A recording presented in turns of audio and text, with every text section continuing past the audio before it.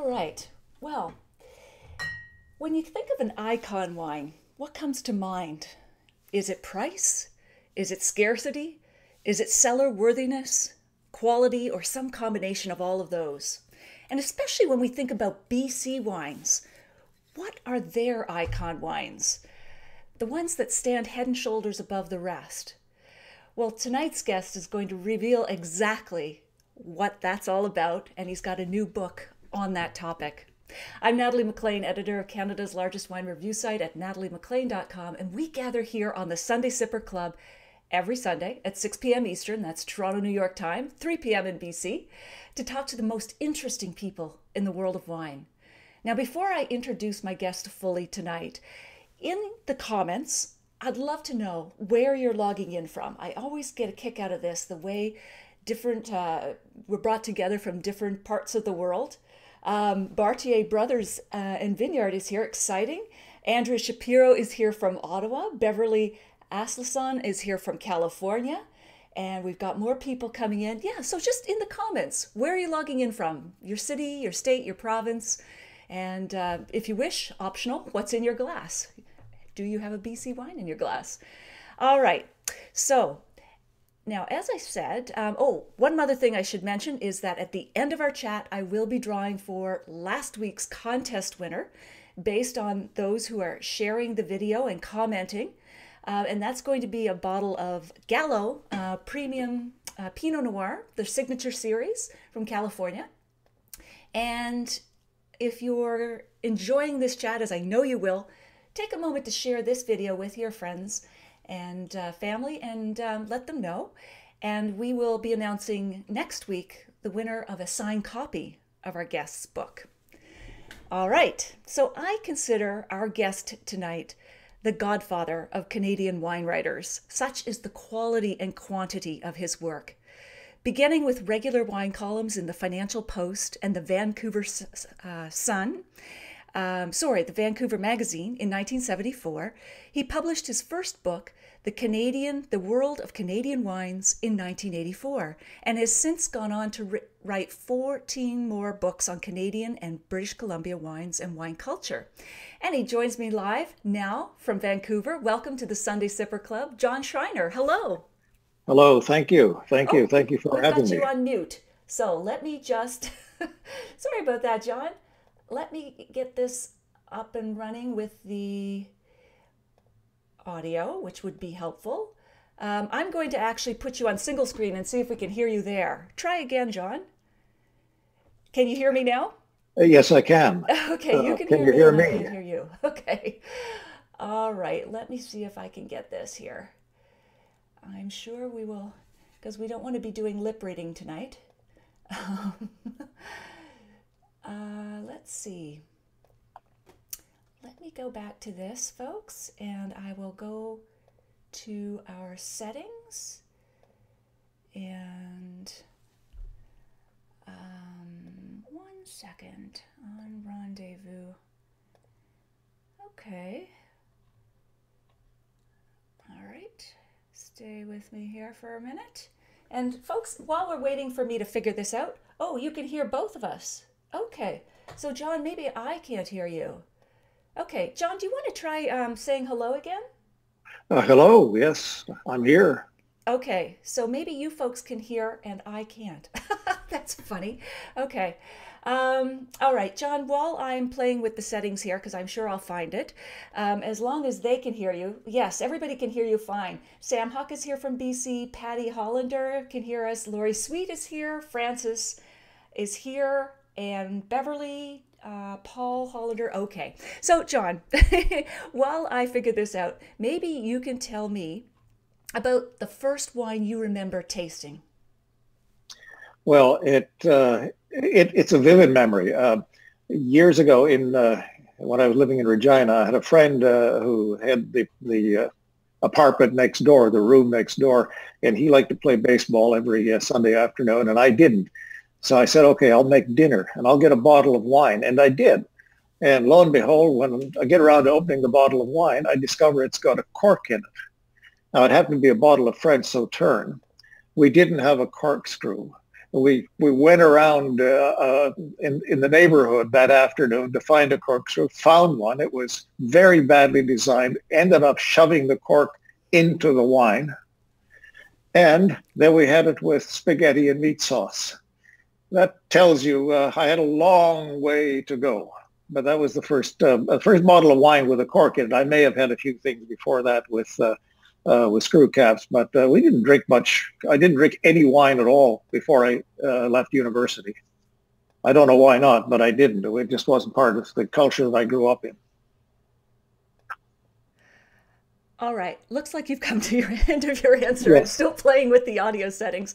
But maybe, John, you can also tell us a little bit about what got you into wine writing. Now, I know you were a business reporter, but what prompted the shift to wine writing? Well, I've always wanted to write, a full stop. As soon as I learned to read, I wanted to write. So I would have written about anything, dogs, whatever, that caught my fancy. I mean, I went on to become a journalist, and that was my full-time day job for over 40 years with the daily newspaper and then with the Financial Post.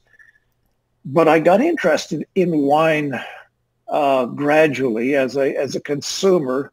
We moved to Toronto when I joined the Financial Post in 1961. I happened to have an apartment just down the block from a Bright's wine store. Now, I'm not going to say the wines were all that good in that period, but I enjoyed going in there. I enjoyed looking at the labels. I enjoyed talking with the staff, and it just fired my curiosity. But for about 10 years, that was basically it. Buying a bottle of wine on a Sunday and finishing the other half on a Monday, type of thing. And my interest just built and built and built until when we moved to Vancouver, and I started joining wine societies, and we went to California. Yeah, I mean, by then I was fully seduced. All right. Well, I'm sure that was a great story. You can just raise your hand when you're finished and answer while I keep playing with these audio sessions. At least Excellent. everyone can hear us. And John, I'll just let you know who's coming in. Rick Scott is here, can hear us. Eduardo is here and has joined. Al Hudak is in Oliver, BC, drinking Loriana Viognier. Alan Hickabotham has joined. Katie Ross has joined. Rochelle O'Connor's in Ottawa. Andrea Shapiro, putting the cork back in a Sauternes wine. At least you were able to get to the wine, even though unconventionally. Great story, John. Harry McWaters has joined. Al Pablite, sorry if I'm mispronouncing your name, Al. Charlotte Cadieux has joined. Sam, enjoying a delightful Gamay from Rust Winery, formerly made by Mount Boucherie Winery. All right, folks, if you have questions for John, please post them and I'll read them to him because he can hear me, you can hear him, and it's just I can't hear him. So we'll keep going. John, I know we've talked about some of these stories, so I do know what you're relaying there. So maybe you can talk a little bit, John, about, aside from better quality of wine and more wineries in BC, what have been the biggest changes you've seen in the BC wine industry? And again, I'll keep adjusting my settings here and just raise your hand when you're done. Excellent. Well, I've been, as you can see, I've been following the BC wine industry since the mid-'70s. And I've said on more than one occasion that I was a friend of British Columbia wines when they had no friends. The industry has improved dramatically, but particularly in the last 10 years. And the reason for that is that the quality of viticulture has just grown enormously. There are now professionally trained viticulturalists and vineyard managers throughout the industry. There didn't used to be. The grape growers were apple growers who had switched to grapes, and they didn't have the detailed knowledge that the viticulturists have now.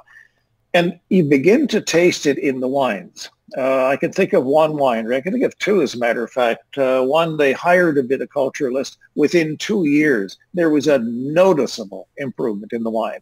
I think of another winery where they hired a winemaker who started spending time in the vineyard with the growers.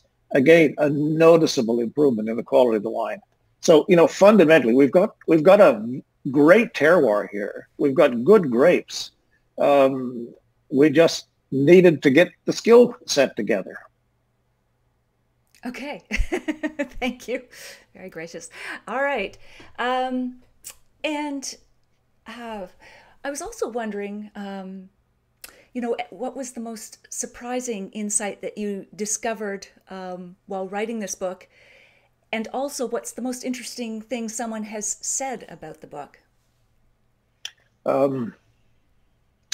I guess the surprise wasn't so much surprising. I was kind of expecting it, but the major insight was how many wines that I could find that I thought were either icons or on the route to becoming iconic. Now, there's well over 100 wines in the book, and they're by no means all of them icons yet. But you can see the progression in quality. And by icon, I mean not just an expensive wine, but a wine that's good enough to be collected and cellared. And that was what I was trying to do with the book, was to encourage people to identify wines that they could collect and cellar. That was the insight. All Okay. right. Hand signals. So Rick Dalderis has joined, Ella McDonald has joined, Stephen Andrews has joined, Rochelle O'Connor. Have a great weekend. Actually, you know what? I'll turn on the sound on my laptop. I bet you I can get it that way. There we go. It's a bit of a delay, but all right. Deb Podrigal has joined. Hey, Deb, my partner in BC. Hi, John, Nats. Wines have certainly come a long way in the last 10 years in BC. What do you think will be up next in the wine growing area? This is a question from a participant, is it? Can you hear me? This is a question from a participant. Yes, it is. Excellent. Where do we go to? Yeah, I can hear you now on my laptop, John. Excellent. Well, where do we go to her? There's so many things that are going on. One of them is the development of the sub-appellations, which means that the wineries are now drilling down. One of them is the development of the sub-appellations, which means that the wineries are now drilling down.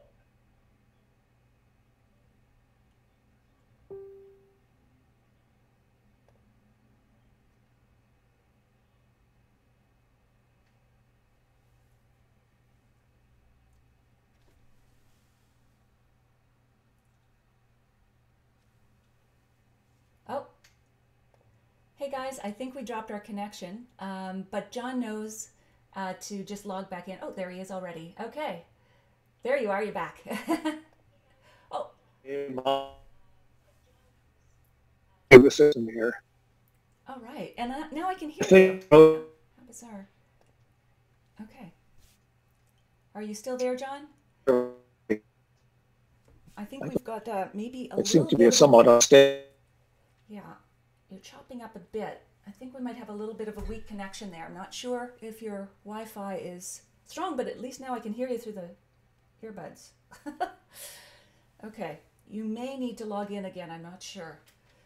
But folks, are you still hearing choppy sound? Yes, I'm getting that too, Deb. I'll keep going for the comments, and yeah, John's going to come back when he's back. All right, wow. Okay, there he is. John? Excellent. Now I can hear you too. All right. Look.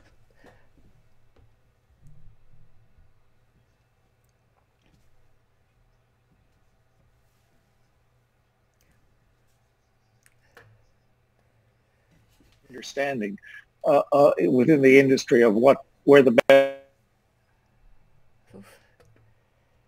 Okay. I think we may have lost him again. Sorry, folks. I think it's his Wi-Fi connection. So hopefully, John, you may want to ask Adam to see if he can help you with the Wi-Fi connection. I think it's cutting in and out, and I'm not sure if there's a place where you have a stronger connection in the house. Not sure if you heard that, but I'm sure he'll come back again. So let me read more of your comments. Yes, it's frozen. Okay, Al Hudek. In general, are the wines from, I should know how to say this, I've read it so many times, but Similkameen, distinctly different from those in the Okanagan? That's a great question, Al, and we'll ask that of John when he comes back. Beverly, yes. James Norton has joined us. Hello, James. Francis is here. And Deb, yes, I know he'll come back. And Gwen Barton has joined. All right, so if you're just joining us, please let me know where you're logging in from. We will get this. We will persist here. John Osler, hello from Nova Scotia. Love BC wines and have just brought a few back in my luggage last week. Shh, our little secret. It shouldn't have to be a secret, John. That's all right, John. I'm not sure. I think your Wi-Fi connection may be a bit patchy. I don't know if Adam has a place in the house that would have a stronger connection, but we'll keep going. But that might be the issue here. Can you hear me all right? Okay, good. Okay, well, let's just keep trucking, and we'll do this as much as we have to. So, yeah, it's getting frozen every time, John. I think you may need Adam's help because you're frozen again. Oh, no, there you are. You're back, sort of. Interesting. I don't know. Okay, let's keep going if you're still there. All right, so can you remember at all the question that we were on?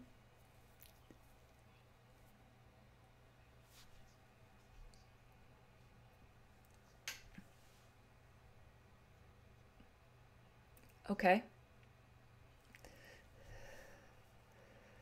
Yeah. Okay.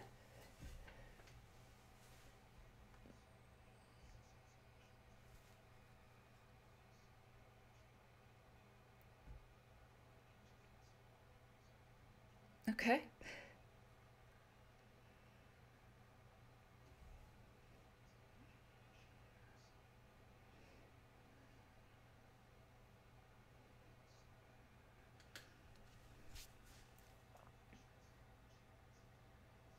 Oh.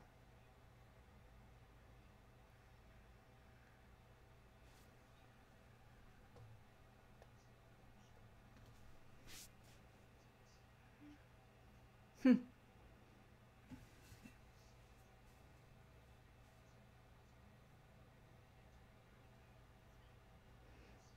Oh, wow. Are you still in search of that yourself?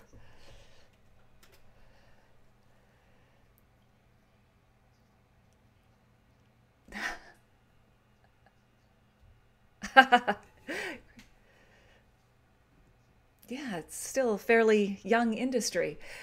And yet, you've felt propelled to write this book, so it must sort of signal, at least to you, a coming of age with the icon wines, being able to name icon wines.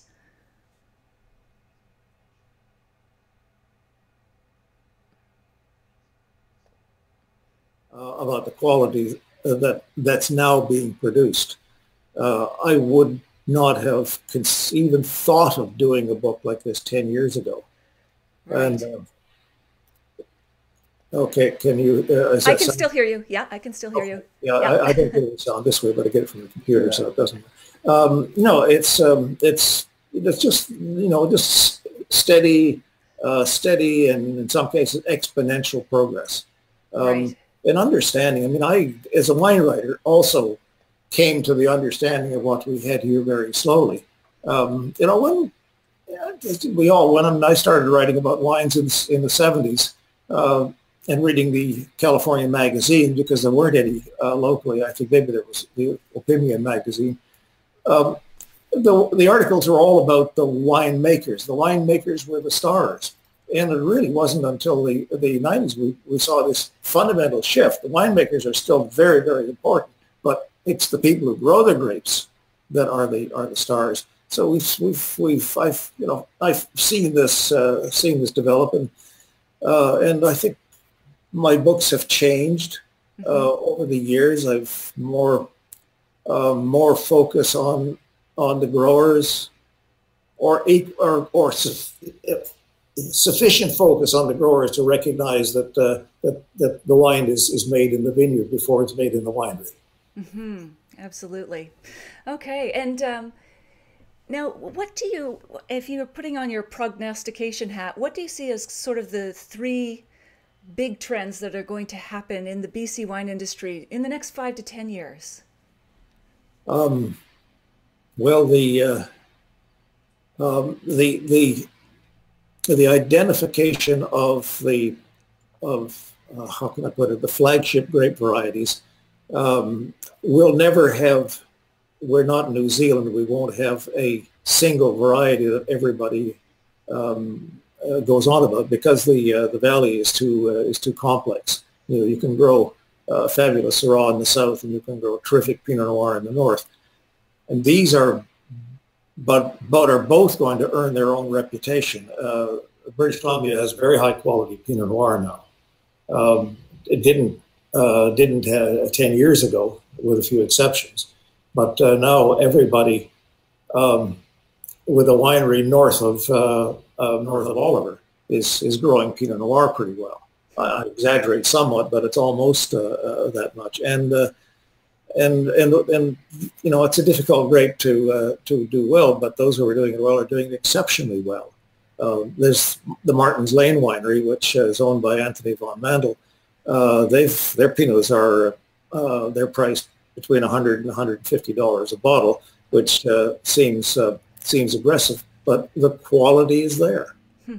Wow, that's fantastic. So you know, we'll identify a handful of varieties that we can hang our hat on, but then there are all the others. The other thing that sets British Columbia apart is the diversity of vineyards, of grape varieties. You know, we have growers with Albarino, we have growers with Touriga Nacional, we have growers with Dolcetto. They're all small, and I know some of my wine writing colleagues think this confuses the issue.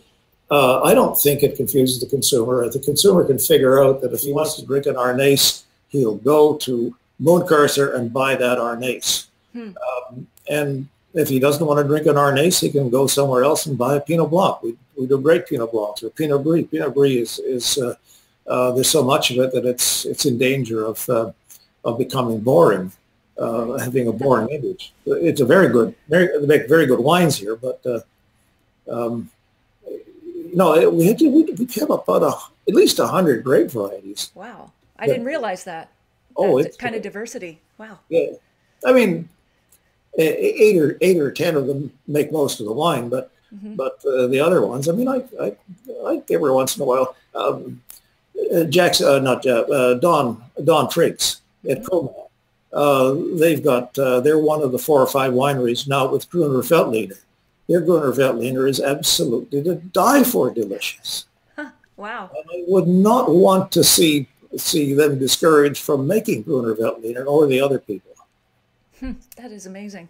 All right, folks, if you're enjoying this conversation, as I'm sure you are, take a moment to just hit that share button, and even better, let your own friends, followers, fans know why you're enjoying it. At the end of tonight, I'll be drawing for a prize from last week's contest, whoever shared and commented, and that's going to be a premium bottle of Pinot Noir from Gallo. And at the end of next week's session, if you share this video, even if you're watching the video replay, you can still qualify, because we don't announce the winner of a signed copy of John's book till next week's show. So, John, we should taste.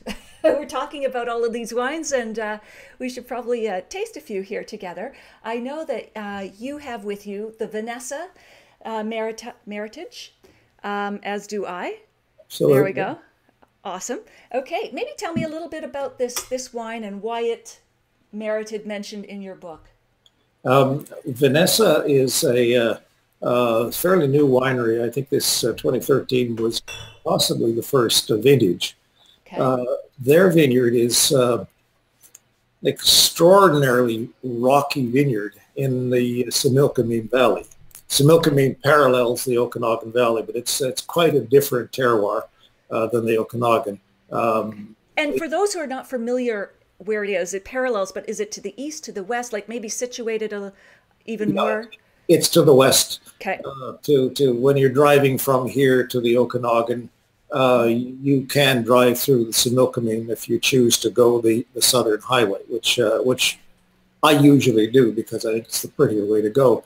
And it's I know it's about 24 kilometers or so of vineyard in that valley, but they're quite superior vineyards there. And Vanessa's vineyard is about 70 or 80 acres.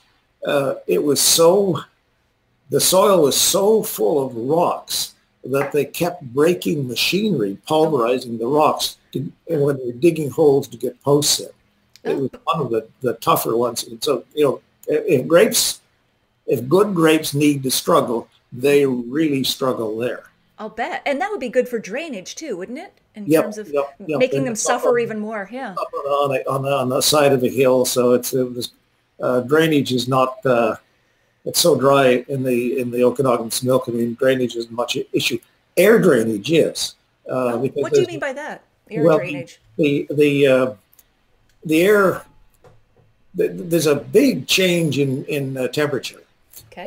From night and day in the Similkameen, and when it gets in the frost season in the spring and in the fall, when it gets nippy, the air drains down the hillside from the mountain down into the river valley.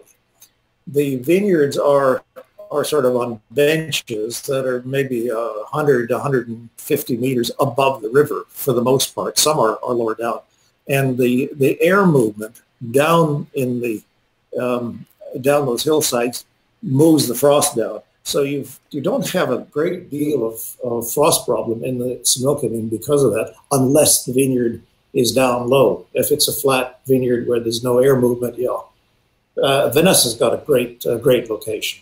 There's also wind every afternoon that breezes through the valley. So there's little disease issue there.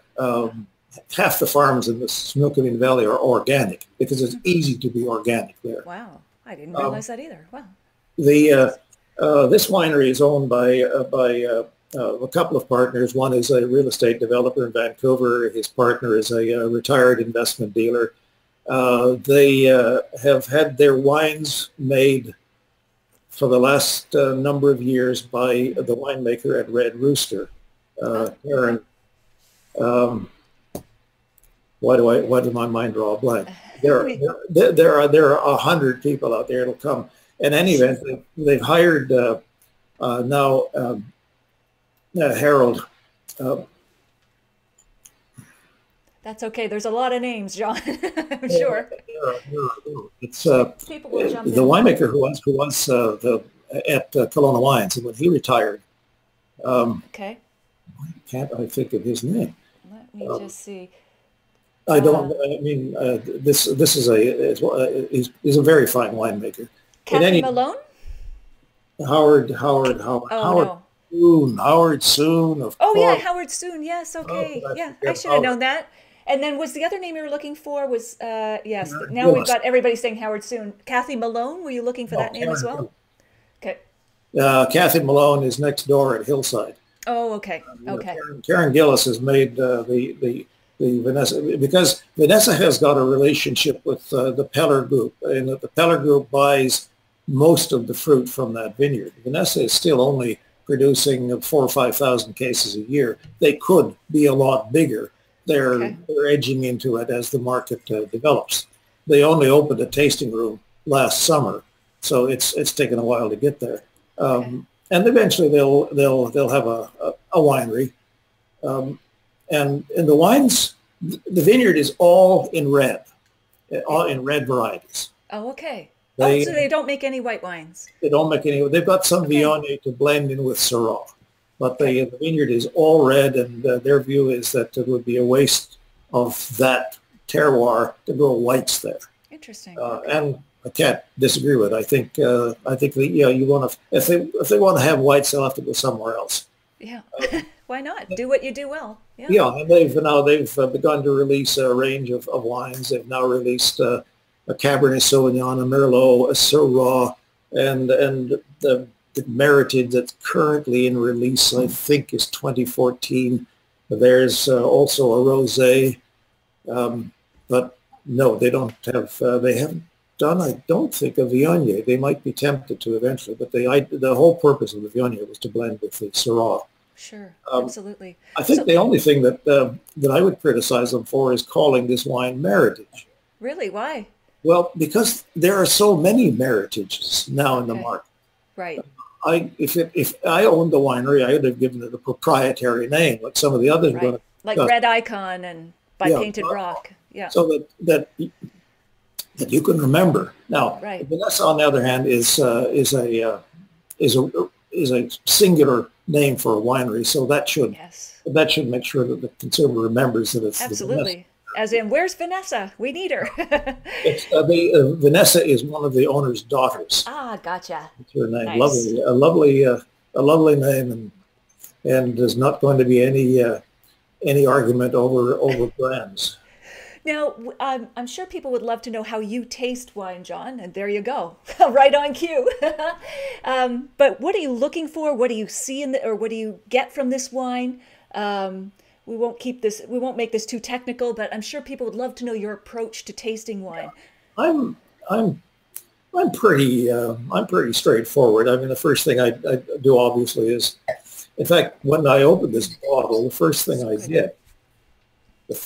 did yes, was to sniff the cork. You sniff corks? I sniff corks.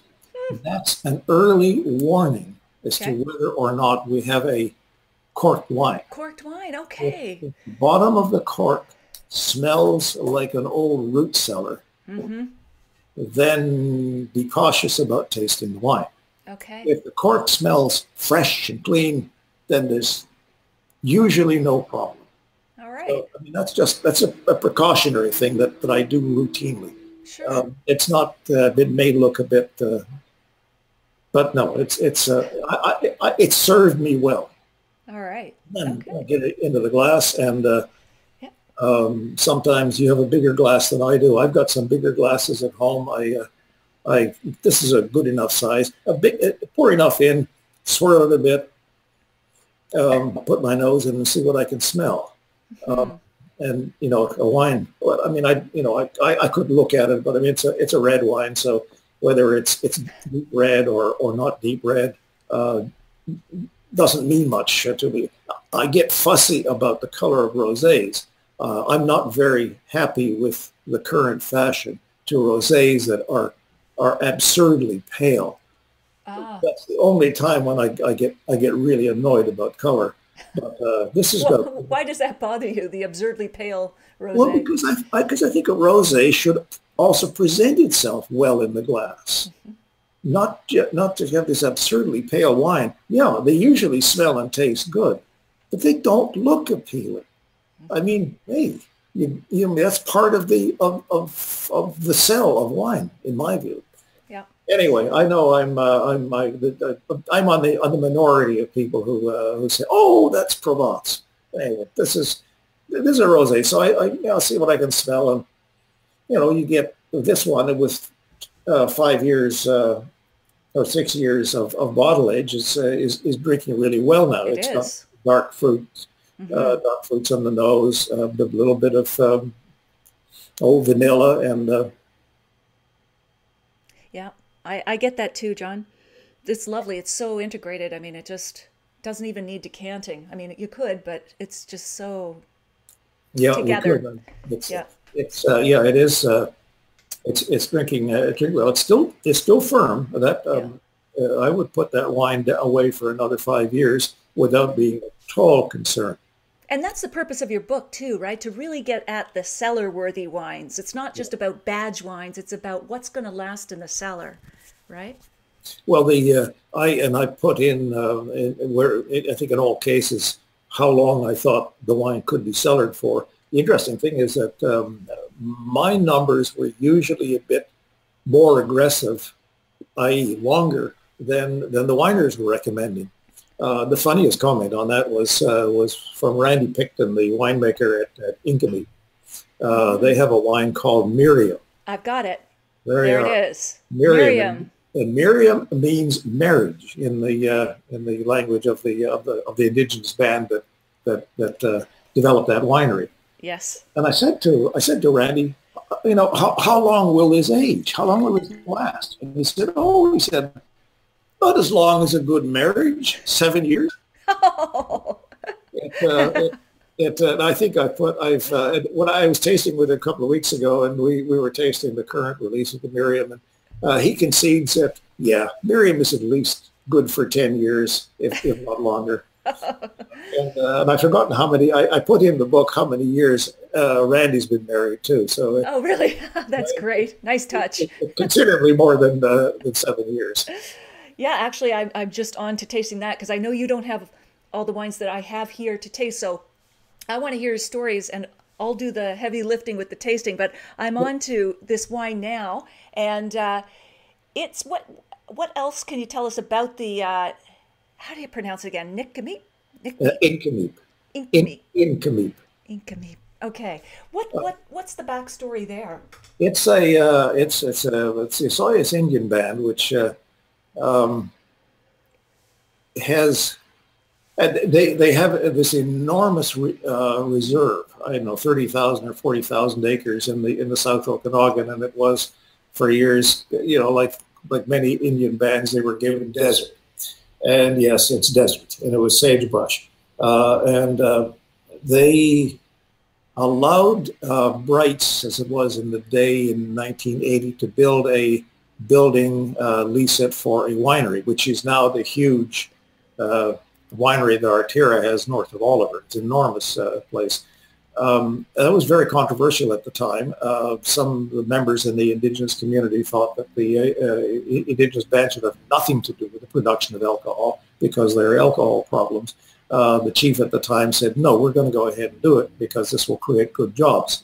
And his successor read the story to me, yes, it has created good jobs. There are people who have retired now from that, working at that winery.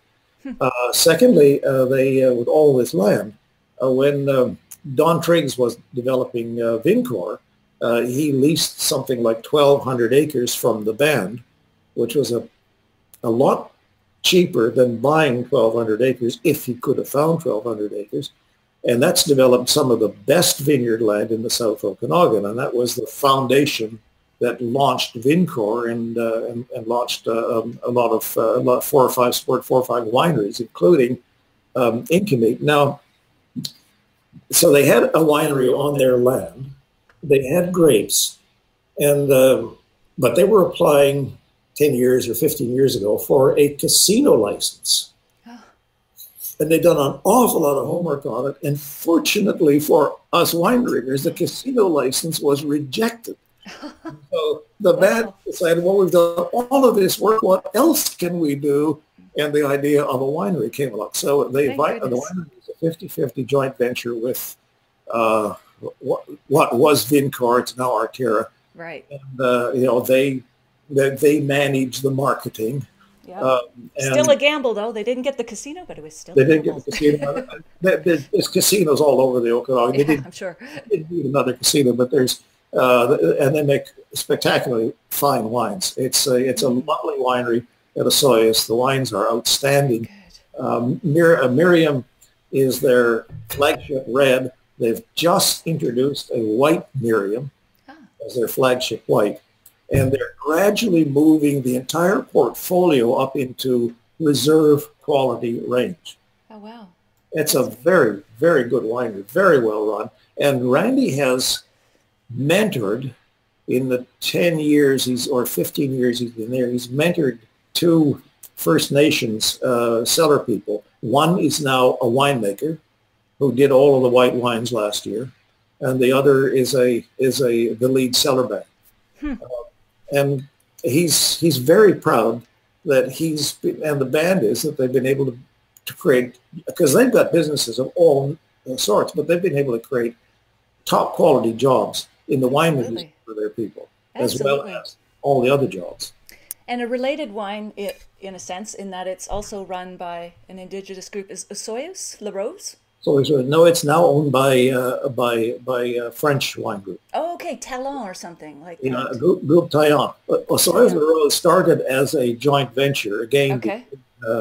between Vincor and Osoyoos La Rose. Okay. Don Triggs, again, decided that, how are we going to advance the wine industry in British Columbia? You would advance it by bringing in brains from people who've been doing it for hundreds and thousands of years. And so he did talked Group Taillon into a joint venture. They've been making the wine from the back end of the big winery there. They're moving out next year into their own winery. They've got a fabulous vineyard, and they're putting a winery up there in the tasting room. Wow. Again, they make only red wine, and it's only the Le Grand Vin is a Bordeaux blend. Mm-hmm. And they actually, and that one has the varieties on the front label. Right.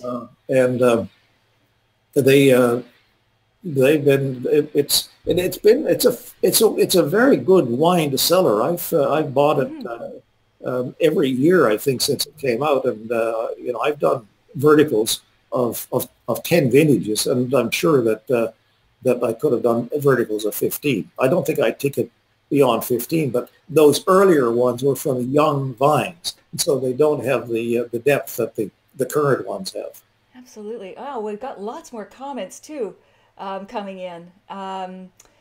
Let's see now. We've got Jill Kuehlers has joined.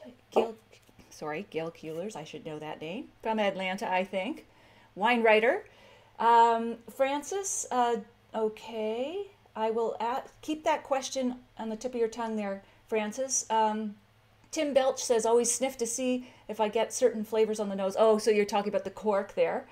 Anne Marie is here from Pender Island, BC. And Karen Fuller Tiffany has joined us. Carol Hindley is here from Schaumburg, Ontario. Maureen Condon has joined us from Toronto. Hello. And Dave Head has joined, also from Ontario. So folks, do take a moment to share this video and let others know why you're enjoying the conversation. As I say, we always draw for a winner at the end of the session. Now, John, you dedicated your book to the winemaker for Oculus, Mission Hills Oculus, which I have here. Yes. And it's a magnificent wine. I mean, it's just stunning. Why did you decide to dedicate your book to John Symes? He had just retired. Okay. And John's a very modest guy, believe it or not. A lot of winemakers are type A personalities. Really? John's a very restrained guy. He's very professional, very competent, and I've admired him for years. And I included Oculus, of course, because it was one of the first iconic wines in British Columbia. The first vintage was 1997. Right.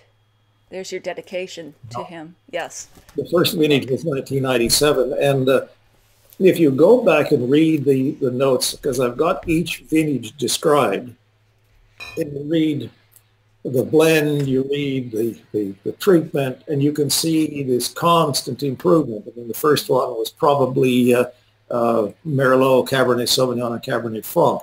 And it was a number of years before they had access to Malbec and Petit Verdot. The use of oak has changed considerably. They didn't have sorting tables until about 2005. So there's been one improvement on the other. It's built on the quality of that wine. The first, I think I may still have a bottle of either 97 or 98 at home. Really? I doubt very much it's held up, but I've certainly tasted Oculuses at 15 years that have got the structure to go the distance. It's a very well made wine with quite a beautiful bottle. It's an expensive wine. It's not easy to get. It's about $150 a bottle now. But you know, wines of that quality, it can go toe to toe, I think, with classified growths. Absolutely, the best of Bordeaux. And you know what surprised me, John, is that they sent me the 2013 vintage, and it's drinking well. It's not like it's a tannic monster at all. It's got a velvet texture, and it's all there. I can tell it'll go the distance in the cellar, and you know it'll get better and better. But I was surprised just how well it's drinking right now. Yeah, they manage the tannins now very well. I mean, the early years, there were some wines that, whether Oculus or somebody else, the tannins were a little on the rough side. That used to be my criticism of a Soyuz Rose, that the tannins were a little too firm, and you couldn't approach that wine until it was 5 or 6 years of age. You could say the same thing about a fine Bordeaux. They're not much fun when they're young, usually, but the tannin management has become much more sophisticated now, and so and on how long you keep it on the vine, how you age it, how you treat it in oak, it's much more sophisticated. Yeah, it's beautiful. Is it named after Oculus, as in eye? Like, is there something in the winery that lets the light in, or something like that? There's a device that lets the light into part of the wine cellar. That's an Oculus, and that's that what inspired the name. That is amazing. And then a related winery, in that I think it's owned by the same group, would be Checkmate. I think this is another Anthony von Mendel production. Yeah. And they've named all of their wines after various chess pieces. So this is the Silent Bishop Merlot. They've got Queen's Attack. I don't know the chess game that well, but it came in a little chess set kind of box. It was kind of fun. But what's the backstory here? And they only make Merlot and Chardonnay. Okay. And they're expensive wines. The winemaker is an Australian who initially trained as a lawyer before he switched into wine. He's a very meticulous winemaker. The Chardonnays are, give or take, $100. The Merlots, I think, are about $85. Very sophisticated wines.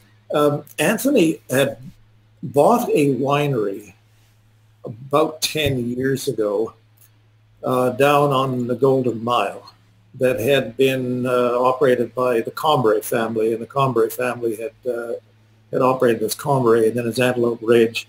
Not a particularly distinguished wine producers, but it was a good site. Anthony, the winery had closed, and Anthony bought it not for the site particularly, but he bought it for the vineyard next door, which produced the Chardonnay with which Mission Hill won the Avery Trophy in 1994. The trophy that put Mission Hill and British Columbia on the world map. And Anthony finally was able to get his hands on that. And once he got his hands on it, he had to make a superlative. And so he hired Phil McGann. They refurbished the winery, and they've made Chardonnays that are meant to take on the best of Burgundy. Oh yeah, they definitely do. I had tasted one earlier. And the Merlot is the most widely planted red in the Okanagan, and Merlot has sometimes disappointed me because I thought some wineries were overproducing it. There's no problem with this wine. There's an intensity in that wine. The production is carefully controlled. Wow, that is fantastic. All right, we are not getting to all the questions, folks, but please keep posting. Lori Sweet, really enjoy hearing about the history. A number of people are asking if you have another book in the works, but we're going to come back to that, John, because I want to go through a few more wines so that we don't miss them. Kevin Webster, hello, John, Natalie from Calgary. Excellent.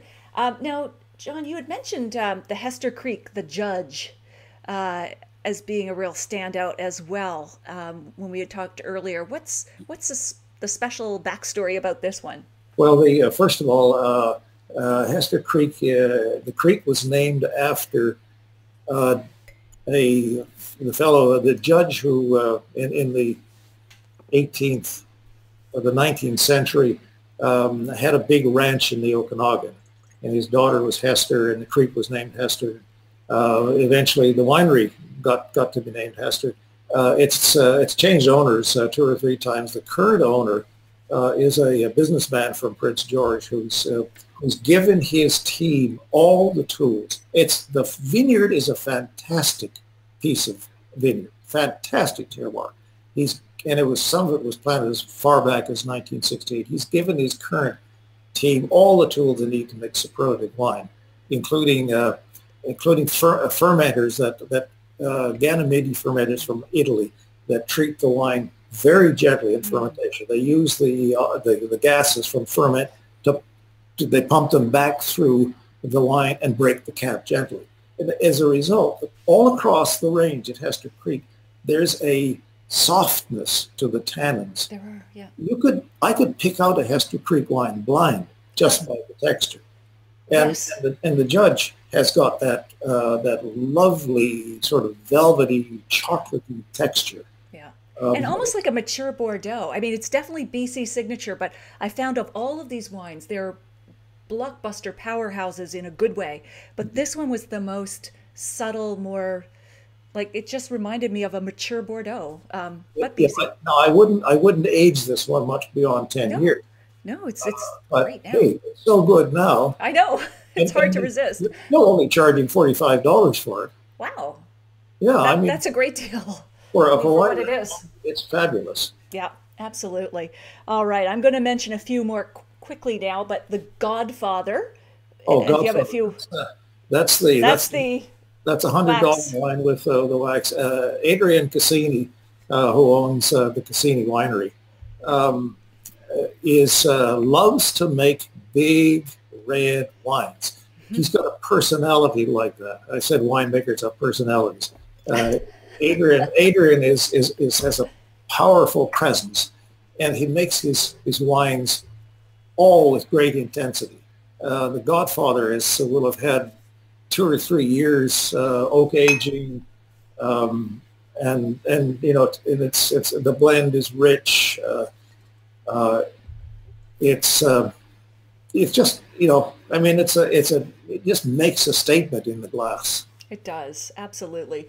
And I'll just mention these, John. They're in your book. I mean, I just can't get through all of these because there's so many so good. But Painted Rock, John Skinner, I think one of the most gentlemanly winemakers in the business. He's named a block of Syrah in his vineyard, the John Schreiner block. Oh, really? How nice. When he told me that, I said, I'll scatter my ashes there if I may. That's great. Good way to go.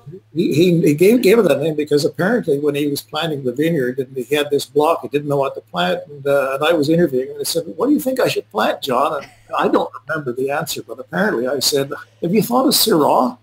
Well, Syrahs are brilliant there, as are all his other ones. Yes, absolutely. The Syrah is magnificent. And you were telling me a little story about the winemaker for Black Widow, Hourglass. Hourglass, yes, Dick Lancaster. Yeah. Dick is a friend of mine from my days years ago when I was an amateur winemaker, and Dick was an amateur winemaker. Very successful in other areas of business. He has 2 or 3 business degrees. He was a much better winemaker than I was. So he went on to develop a winery, and I went on to stop making wine at home. And the world is better for both of us making that decision. That's great. Dick does lovely wines. Not sure why he called that Hourglass. It maybe because he's got he has actually Black Widow spiders, and they are. Yes. One is called Arachnophobia or Phobia, I think. Another one of his wines. Yeah. He does. He does a big play on the spiders that you find in the Okanagan. And I remember once writing that the spiders don't. They're not going to hurt you. Dick said, no, it's not true. Better avoid them. They bite. You can get sick. Oh, okay. Then you have some wine. It's a desert. We've got rattlesnakes too. That's true. You're desert technically, and I just wanted to give a shout out. Harry McWaters is here. I know one of his wines is in your book, the Another Meritage. Yes. Fine winemaker. Now, So, Harry was the one who brought Meritage to BC, so oh, he would disagree with me by saying you shouldn't use Meritage because there are too many of them. He's happens to be a very good one. yes, absolutely. Someone was drinking Loriana, and I'm thinking it might be somebody from the winery, but I'll just give a shout out to them. They have that numbered series 11, 12, 13, 14. They're in the book for one of Yeah. their numbered wines. Yes. I also happen to think that their Viognier is arguably the best Viognier in British Columbia. Yes. Oh, I was going to also ask you, I didn't take it out of the fridge. I forgot. But Anne Sperling's Old Vines Riesling, kind of proof that you don't have to have a really expensive wine to be in this book. Icon doesn't mean just really pricey. Right. So Well, anything about her? Yeah. She and Tantalus have got Yes, Tantalus. blocks of 1978 Riesling plants. Wow. And Tantalus, before Anne, well, Anne's winery is relatively new, had realized that there was something special with the Riesling made from those old vines. And Jansen Robinson, keeps praising the Tantalus Old Vines Riesling. Anne's is fairly similar. I think she handles, for my palate, the acid better than Tantalus. I find the Tantalus acid is a bit bracing when the wine is young. Anne seems to have polished it a little better. But in either case, and I put several Rieslings in there because if you're going to have a white wine to age, Riesling is it. Yes, with the acidity especially as the preserving factor. Oh, John, we're almost at the hour.